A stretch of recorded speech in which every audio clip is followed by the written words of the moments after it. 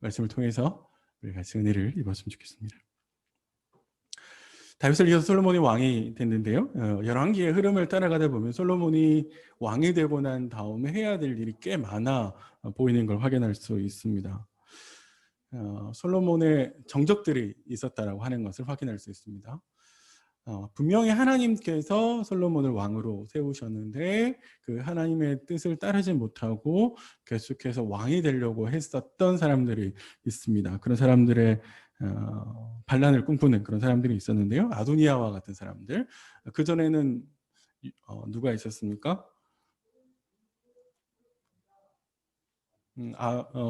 아도니아를 쫓아가는 군대 장관이나 제사장이나 그런 사람들, 뭐 요압 같은 사람들이 있기도 했고요. 그 전에는 압살롬 같이 반란을 꿈꾸었던 그런 사람들도 있었죠. 하나님께서 자신을 왕으로 세우셨다는 것을 확인한 솔로몬은 심판자가 되어서 하나님의 뜻을 거스르는 사람들을 하나씩 하나씩 제거하고요. 그리고 나서 나라를 안정적으로 되찾고 그리고 나라가 평화를 되찾기 시작했습니다. 역대하랑은 전혀 다른 관점에서 설명하고 있는 거죠. 하나님의 뜻을 쫓아가지 않는 사람들을 향해서 왕은 심판자가 되어서 그들을 하나님의 대리하는 사람으로 심판하는 것이죠. 자, 그래서 나라가 평화로운 그 어느 날 솔로몬은 기본으로 제사를 드리러 하나님을 찾으러 갑니다. 우리가 지난번에 역대하에서 봤던 것처럼 솔로몬이 기본으로 간 이유는 거기에 산당이 있었고 그 산당에 하나님께 제사를 드릴 수 있는 모세가 만든 성막이 있어서 그런 거죠. 그래서 그 성막에서 솔로몬은 하나님께 제사를 드립니다. 자, 그 제사를 드리는 장면이 이제 우리가 4절에 나오는데 이게 한국 교회가 꽤 오랫동안 오해해 온 우리 이 자리에는 오해 안 하셨기를 오해하셨다면 또 이 시간 바로 잡기를 제가 바라게 4절 한번 볼까요? 4절 읽겠습니다. 시작.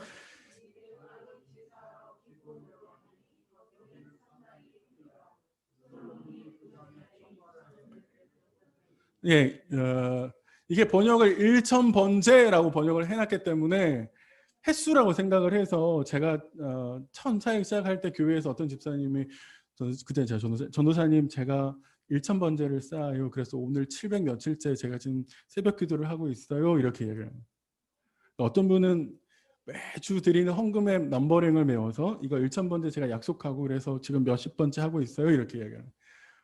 왜 그렇게 하세요? 이렇게 물어보면 솔로몬이 1000번째를 드렸잖아요. 제가 그거 따라 하는 거예요. 라고 이야기를 했습니다. 나도 그렇게 그거 아닌가? 이렇게 생각하시면 안 됩니다. 사실 교회에서 그렇게 가르쳤고 그렇게 배워왔는데 해당 히브리어는 횟수를 이야기하는 게 아닙니다. 1000번 횟수를 이야기하는 것이 아니라 1000마리를 이야기하는 거예요. 그러니까 희생, 그러니까 그 앞에 드렸던 제물의 숫자가 1000이라는 것이지 하나님께 제물을 1000번 횟수를 1000번 드렸어요라는 게 아닙니다. 1000번 드리면 그날 밤에 가는 1000번을 어떻게 다 드려요? 그죠? 네, 그런 말입니다. 그러니까 그만큼 솔로몬이 하나님께 어떻게 했다는 거예요? 많이 드렸다라는 이야기입니다. 하나님께 많이 드렸다라는 이야기는 3절과 연결되어 있는데 3절 처음에 보면 솔로몬이 여호와를 사랑하고 이렇게 되어 있죠. 이게 무슨 말이냐면 하나님을 사랑하면 그 하나님을 사랑하는 마음이 어떻게 되는 거예요? 이렇게 많은 제물로 표현되어지는 거죠. 남편이 아내한테 여보 사랑해 이렇게 했는데 집에 오면 아무것도 안 해요. 사랑해 이러는데 여보 물 한 잔만 갖다 줘. 여보 저거 갖다 줘. 여보 TV 좀 켜줘. 여보 냉장고에 음료수 좀 갖다 줘. 여보 뭐 좀 줘. 뭐 좀 줘. 이렇게 한다고 생각해 보세요. 이거 사랑하는 거 맞아요?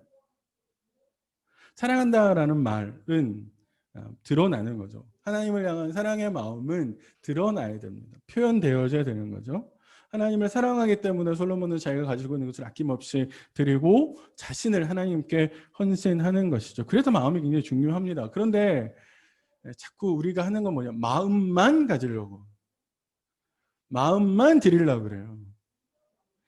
근데 진짜 마음은요. 진짜 하나님께 드리는 마음은 드러나야 되는 거고 드러나지 않는 마음은 진짜 마음이 아니고 헌신하지 않는 마음은 진짜 하나님을 사랑하는 게 아니다라고 하는 것을 솔로몬이 보여줍니다. 나를 드리지 않는 헌신은 헌신이 아니라는 거죠. 그렇게 하나님을 향해서 온 마음과 헌신을 다짐하는 그날 우리가 아는 것처럼 하나님께서 솔로몬에게 찾아오십니다. 그리고 솔로몬에게 내가 너에게 뭘 해줄까? 라고 물으시고 솔로몬이 하나님께 자기가 원하는 것을 이야기하죠. 그런데 여기에 재미있는 게 하나가 있습니다. 우리가 역대기에서 볼 수 없었던 그리고 우리가 평소에 잘 생각하지 안 하고 있었던 점 하나가 있는데 그건 뭐예요? 우리가 쉽게 간과하는 건데 그건 뭐냐면 오늘 하나님께서 솔로몬을 만나 주시고 솔로몬과 대화하는 이 모든 것들은 꿈에서 일어난 이야기입니다. 꿈이라는 거예요. 왜 저를 희둥그레 보세요? 제가 그렇게 얘기한 5절 볼까요? 5절이요. 기브온에서 밤에 여호와께서 솔로몬의 어디요? 꿈에 나타났죠. 15절 보십시다. 15절 솔로몬이 깨어보니 뭐였더라? 꿈이더라 이렇게 이야기하죠. 아니 제가 지어낸 이야기가 아닙니다. 성경에 그렇게 되어 있어요.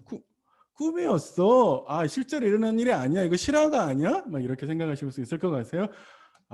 이거 실화가 아니니까 그래서 역대기는 쏙 빼버린 거야. 어쩐지 솔로몬이 너무 대답을 잘하려니 막 이런 생각 혹시 하실 수 있죠?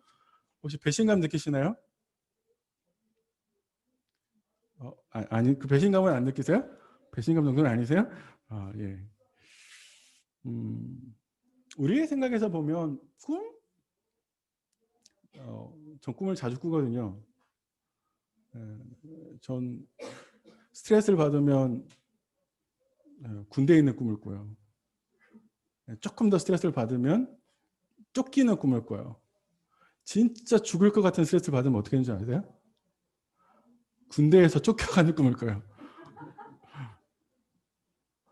우리의 생각에서 보면 꿈은 별거 아닌 것처럼 보이지만 그 역대기를 쓰고 있었던 프로 후기에도 사실 꿈이라고 하는 것에 대해서 그렇게 사람들이 신빙성 있게 생각하지 않았지만 솔로몬 시대만 하더라도 꿈은 하나님께서 그의 백성들과 소통하는 도구였습니다.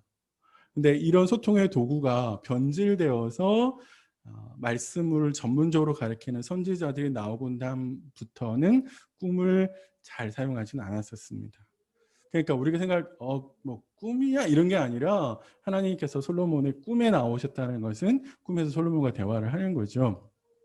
그런데 꿈이라고 하는 사실보다 더 우리가 주목해야 될 점 뭐냐면 그 꿈에서 솔로몬이 하나님께 대답하고 있는 내용이 기가 막힌다는 거예요.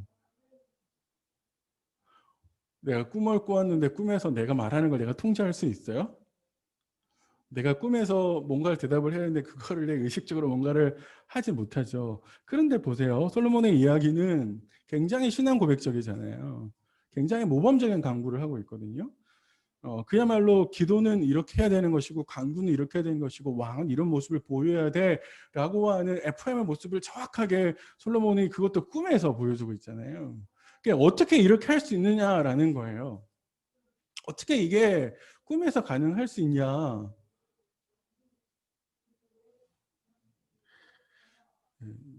저희 따님께서 밤에 계속 잠꼬대를 하는데 잠꼬대를 들어보면 뭘 먹는다는 이야기를 계속해요. 저희 따님은 제가 외출하고 와서 누군가를 만나고 누군가 식사를 하고 오면 꼭 메뉴를 물어봐요.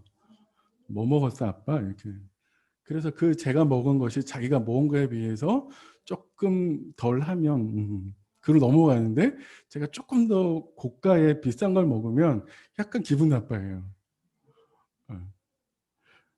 우리가 생각하는 거는 늘 내가 생각하는 것은 표현되어져요. 말은요.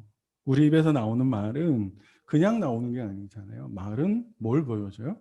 마음을 보여주는 것이죠. 그래서 이런 말이 있어요. 생각은 숨어있는 말이고 말은 드러난 생각입니다. 이렇게 이야기를 합니다.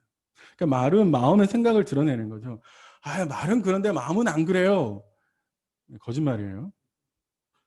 마음에 없는 이야기가 말로 잘 안 나와요. 기도도 마찬가지입니다. 우리가 평소에 마음속에 가득 품고 있는 생각이 소원이 하나님께 나오는 거죠. 평소에 내가 뭔가 또 꽂혀서 이거 뭘 좀 했으면 좋겠다라고 하는 그런 생각이 있으면 그게 계속 기도로 나오는 거거든요. 그러니까 내 기도 내용을 뜯어보면, 누군가의 기도 내용을 뜯어보면 그의 지금 그가 품고 있는 생각이 온전히 다 드러나고 있는 것이죠. 그의 생각, 그의 바람, 그의 소원이 다 드러나는 것이죠. 솔로몬이 꿈에서 하나님의 은혜를 고백하고 하나님의 은혜를 간구하는 것은 무슨 이야기예요? 그가 평소에 항상 그의 생각이, 그의 삶의 방향이 어떻게 하면 하나님의 은혜를 은혜답게 여길 수 있을까, 만들 수 있을까, 그래서 하나님이 주신 은혜를 따라 어떻게 살 수 있을까라고 하는 생각으로 가득 차 있었고, 그 가득 찬 생각이 꿈에서 표현되어지는 거죠. 어떻게 하면 하나님이 주신 소명을 따라 살 수 있을까? 어떻게 하면 하나님이 주신 은혜를 은혜 되게 하며 살 수 있을까 고민했고, 그 고민이 이렇게 표현되어지는 겁니다.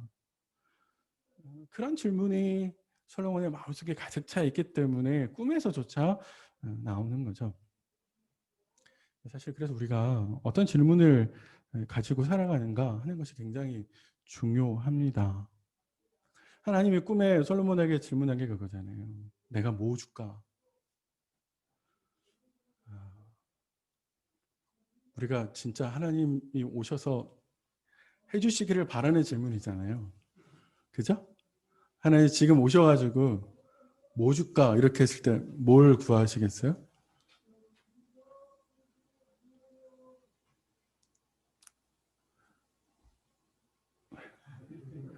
왜? 그거 이야기하세요. 저희 집에 텔레비전이 고장났거든요. 60인치 텔레비전. 60인치 안 되면 48인치. 안 되면 제가 32인치까지라도 양보할 용의가 있는데 뭐 이렇게 할 수도 있겠죠. 근데 생각해 보세요. 정말로 우리가 듣고 싶은 음성인데 우리는 솔로몬처럼 잘 안 돼요. 왜 안 될까요? 자꾸 우리는 엉뚱한 생각을 하고 있거든요. 자꾸 구해야 될 것을 구하지 못하고 구하지 말아야 될 것, 내 속에 가득한 걸 하나님께 구하거든요. 그래서 주님이 우리에게 미리 그걸 아시고 가르쳐 주시는 거죠. 마태복음 6장 33절에 너희는 먼저 그의 나라와 그의 의를 구하라. 뭘 구해야 되느냐라고 했을 때 그의 나라와 그의 의를 구해야 된다라고 하는 것을 가르쳐 주시는 거죠. 집도 사야 되는데, 그죠?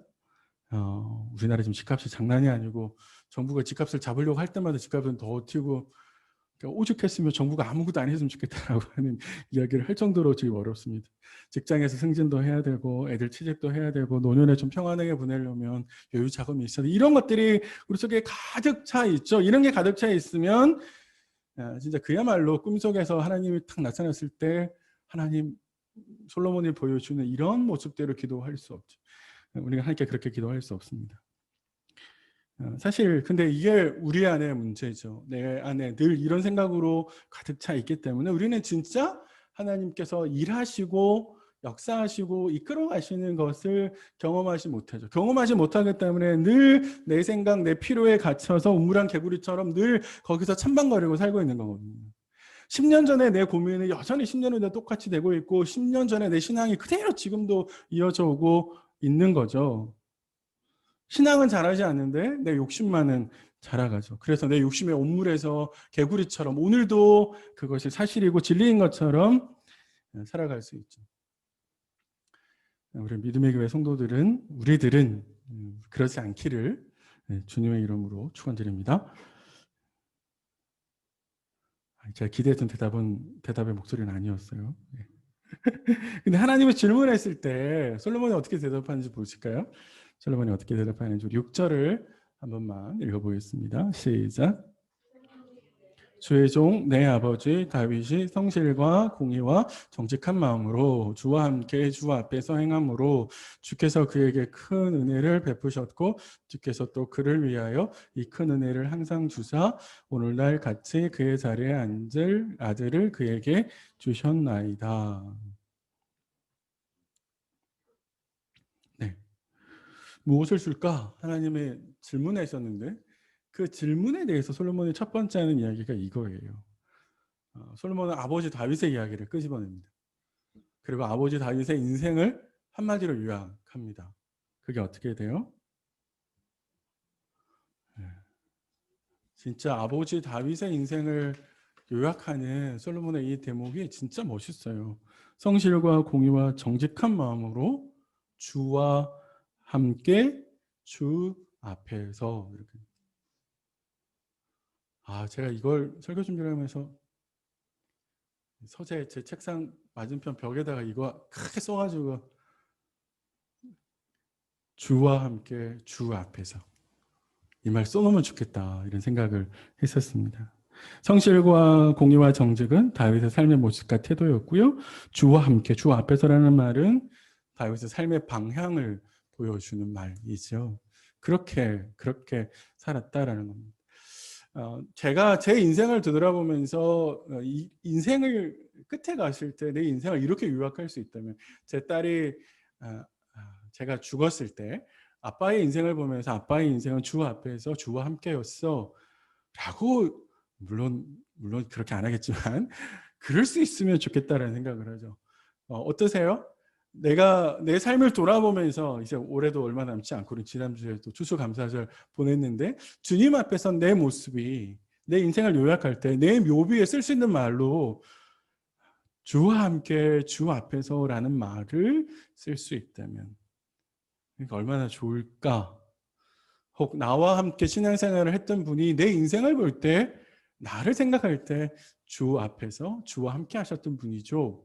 성실과 공유와 정직으로 일생을 보내신 분이죠. 라고 쓸 수 있다면 그런 면에서 보면 다윗의 인생은 굉장히 모범적인 인생이었고 솔로몬이 다윗의 인생을 이렇게 요약하고 끄집어내는 것은 바로 솔로몬 자신이 다윗처럼 그렇게 살고자 하는 마음이 있어서 그런 거죠. 그래서 하나님께 이야기하는 겁니다. 그래서 솔로몬이 그렇게 살고 싶어서 또 하나의 이야기를 끄집어내는 게 그 다음에 이렇게 했죠. 오늘날 같이 그의 자리에 앉을 아들을 그에게 주셨나이다. 이게 무슨 이야기예요? 솔로몬 자신을 왕으로 세우셨는데 그거 다윗이 한 게 아니라 하나님이 하셨다는 이렇게 얘기하는 거죠. 나의 하나님 여호와께서 주의 종으로 종의 아버지 다윗을 대신하여 왕이 되게 하셨습니다. 라고 이야기하는 거거든요. 솔로몬이 이야기하는 게 뭐예요? 자신이 왕이 된 건 아버지가 권력이 있어서 나를 왕으로 세우신 게 아니라는 거죠. 아버지가 한 것처럼 보이지만 사실 아버지 다윗은 하나님의 종이었을 뿐이라는 거죠. 하나님의 왕으로 세우셨을 때 주와 함께 주 앞에서 행하여 은혜를 입은 종에 불과한 사람이라는 거죠. 그러니까 아버지 다윗이 진짜 왕이 아니라 그 다윗을 왕으로 세우신 하나님이 진짜 왕이다라는 거죠. 그래서 다윗은 하나님이 세우신 왕의 삶을 살았을 뿐이라는 거죠. 이게 이스라엘의 왕과 그 주변 나라들의 왕들의 차이라는 거죠. 이스라엘의 왕은 하나님의 왕의심을 드러내는 사람이에요. 이스라엘의 왕은 그 누구보다도 하나님 앞에서 율법을 잘 따르는 모범을 보여야 되는 사람입니다. 성도의 삶이란 그런 것 같아요. 하나님 되게 하는 것이 성도의 삶이죠. 자신이 아니라 하나님을 드러내고 하나님을 높이고 그 앞에서 한없이 종이 되는 삶. 그러니까 하나님이 원하시는 것이 무엇인가 물었을 때 솔로몬의 첫 번째 대답이 바로 이거죠. 하나님에 대한 신앙 고백. 하나님 당신이 왕이십니다. 내가 구하는 것은 이 사실을 전제로 구하는 것입니다. 당신이 왕이십니다. 라는 거죠. 솔로몬이 이렇게 고백할 수 있었던 것은 그가 자기가 자기 힘으로 왕이 될 수 없었다는 것을 뼈저리게 알고 있기 때문에 그렇습니다. 솔로몬이 장남이었어요? 고대 세계에서는 원래 장남이 왕이 되는 거거든요. 근데 솔로몬은 장남이 아니고 서자였습니다. 서자라는 말은 오리지널이 아니라는 거죠. 밀린다는 겁니다. 강력한 후보가 있었어요. 아까 말했던 아도니아가 있었죠. 아도니아를 추동하는 세력들도 있었습니다. 그 전에 또 압살롬 같은 사람들이 있었고요.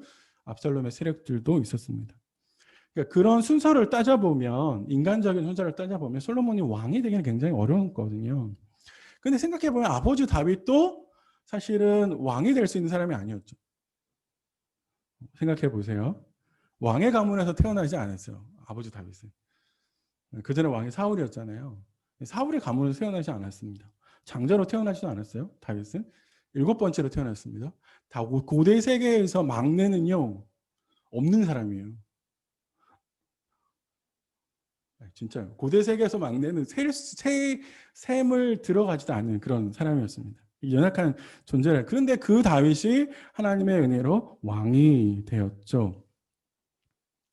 솔로몬이 아버지 다윗의 인생을 생각하고 곱씹어서 얻은 결과가 뭔가라고 했을 때 이 모든 게 다 하나님의 은혜고 하나님이 왕이시기 때문에 가능하다라는 일을 생각하는 거죠.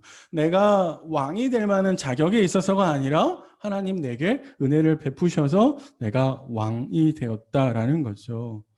그래서 하나님이 진짜 왕이십니다라는 사실을 고백하는 겁니다. 신앙은 교회 다니는 게 신앙이 아니고요. 신앙은 하나님이 왕입니다라고 하는 사실을 인정하는 것이고 그 사실로부터 출발을 합니다. 그리고 여기에 기도의 출발에 있는 거죠. 기도의 전제가 있습니다.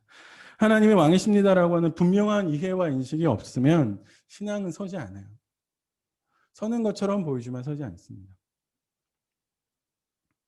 신앙의 삶은 자라가지 않습니다. 이런 말 아세요? 권력은 공백을 허용하지 않는다. 권력의 진공 상태라는 말은 없습니다. 권력은 항상 비어 있지 않아요. 권력의 자리가 비면 누군가가 그 권력을 차지하려고 앞장서죠. 하나님이 왕이라고 하는 사실을 인정하지 않으면 그 왕의 자리에 누가 있어요? 하나님이 내 삶의 왕입니다라는 사실을 인정하지 않으면 내 삶의 왕의 자리에 누가 서냐고요? 내가 서죠. 아닌 것처럼 생각할 수 있으면 내가 왕으로 서는 겁니다. 자꾸 이제 왕이 된다라고 하는 게 아주 대단한 것처럼 보여주면, 이게 어려운 말처럼 보여주면 내 마음대로 하는 거예요. 내가 내 마음대로 하는 게 내가 왕이 된다는 거죠. 자기가 원하는 대로 해야 한다고 생각하는 게 바로 왕의 모습입니다. 그런데 하나님이 왕이십니다라고 하는 사실을 인정하게 되면, 그 이해가 분명하면, 그리고 나면 그 왕 앞에선 자신에 대한 인식이 분명해져요. 우리 7절 하반절만 잠깐 볼까요? 7절 하반절 종은 시작. 종은 작은 아이라 출입할 줄을 알지 못하고. 솔로몬이 이 말을 할 때 솔로몬이 왕위에 오른 직후가 아니라는 걸 우리는 이해해야 됩니다. 권력을 공고하게 만들어 놓은 상태였어요. 정적을 제거했어요. 나라의 기틀을 세웠어요. 나라가 평화롭게 흘러가고 있습니다. 솔로몬이 왕성하게 왕으로서 나라를 통치하고 이끌어갈 수 있는 상황이 다 만들어지던 때였습니다. 그런데 그때 솔로몬은 하나님께 나는 작은 아이입니다. 출입할 줄을 알지 못합니다. 라고 이야기를 합니다. 이거는요, 출입할 줄 모른다는 말은 국정에 대해서, 나라의 통치에 대해서 제가 경험도 없고 미천하고 아무것도 할 줄 모릅니다 라는 말이고요. 우리가 흔히 쓰는 말로 똥오줌 못 가리는 거예요 라고 이야기하는 겁니다. 하나님, 저는 미천한 어린아이와 같아요. 판단할 수 없고 결정할 수 없는 어린아이와 같습니다 라고 이야기하는 겁니다. 우리가 언제 은혜를 받아요? 은혜는 항상 우리에게 주어지지만 항상 모든 사람들이 다 은혜를 경험하진 않아요. 근데 어떤 사람들이 은혜를 경험할 수 있냐면, 하나님의 크심과 하나님의 될 수 없는 크심과 그 앞에선 나의 보잘것 없음을 깨닫는 사람이, 그 간격을 확인하는 사람이, 그 간격을 내 힘으로 줄일 수 없다라고 하는 것을 깨닫는 사람이 하나님의 은혜를 입는 거죠. 나라고 하는 존재가 하나님 앞에 설 수 있는 존재가 아니라는 사실을 확인할 때 하나님의 은혜는 온 거거든요. 그때 하나님이 나한테 행하시는 이 일들이 얼마나 놀랍고 큰지를 경험하게 되는 겁니다. 반대로 우리가 하나님의 은혜를 다 잃어버릴 때는 언제예요? 하나님의 크심을 잊어버리고 내가 하나님 앞에서 미천한 존재라고 하는 것도 잊어버릴 때는, 내가 뭐나 된 줄 알 때 은혜는 사라지는 거고, 그때 하나님의 은혜를 거두시는 거죠. 그래서 하나님의 은혜를 볼 수 있는 눈을 가리십니다. 우리에게 필요한 자세는 시편 8편의 기자가 이야기하는 것처럼 내가 무엇이 간대라는 태도죠. 내가 무엇이 간대 주께서 저를 생각하십니까? 라는 것인데 사실 다윗의 평생에 이 태도가 있었던 거죠. 내가 무엇이 간대라고 하는 게 다윗의 태도였는데요. 솔로몬도 그랬죠. 솔로몬도 처음에는 이런 태도를 가졌습니다. 그런데 솔로몬 나중에 변심하죠. 그래서 그가 어떻게 이야기하냐면 내가 누군데 라고 이야기를 합니다. 내가 누군데 라고 생각하고 말하는 순간 신앙은 끝나버리는 거예요. 내가 누군데 라고 생각하면 내가 원하는 대로 다 해야죠. 그렇게 생각하기 때문에 뭔가 나를 알아주지 않고 내 마음대로 안 되면 섭섭한 거예요. 상처받는 거고요. 화가 나는 거죠. 누군가 내 공로를 알아주기를 바라는데 누군가 내 공로를 인정해 주기를 바라는데 그거 안 해주면 어떻게 해요? 힘든 거죠. 못 견디는 거죠. 그 상황이 못 견디게 힘들고 어려운 겁니다. 그러면 사실 신앙은 그 자리에서 끝이 나는 거죠. 자신만 끝나는 게 아니고 함께하는 사람들도 힘들게 만듭니다. 우리에게 필요한 것은 바로 이런 마음을 잘 살피는 겁니다. 내 속에 이런 마음이 자리 잡지 않도록 부단히 교만한 마음을 내려놓으려 애써야 됩니다. 네. 제가 다른 사람 이야기한 게 아니고요. 네. 지금까지 이야기는 다 저의 이야기였어요. 제 이야기입니다. 제가 이렇게 거룩하게 주일날 강대상에서 말씀을 전하지만 집에 가서 아내가 밥을 빨리 안 주면 삐지거든요. 밥 빨리 안 줄 때 정말 힘들어요. 남자들 그렇죠? 저만 그런 거 아니죠? 잘 삐집니다. 제가 제 마음대로 안 되면 제가 마음이 좁쌀만해져가지고 삐져요.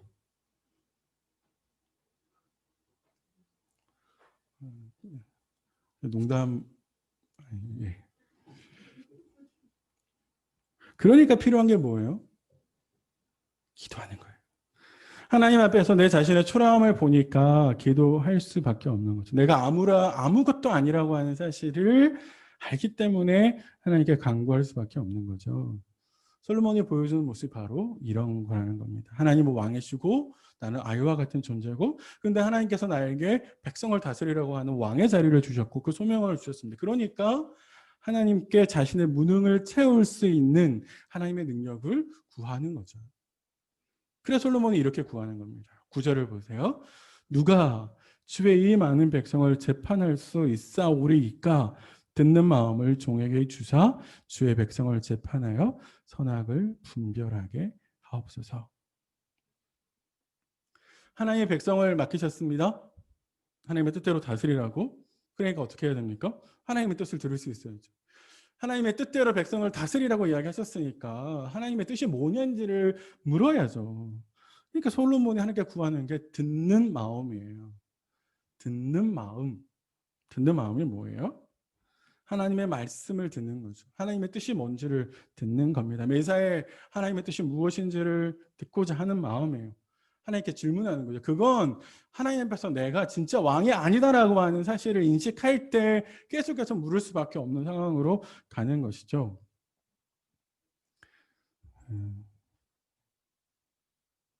듣는 마음은 그래서 내 생각과 욕심을 내려놓는 거예요.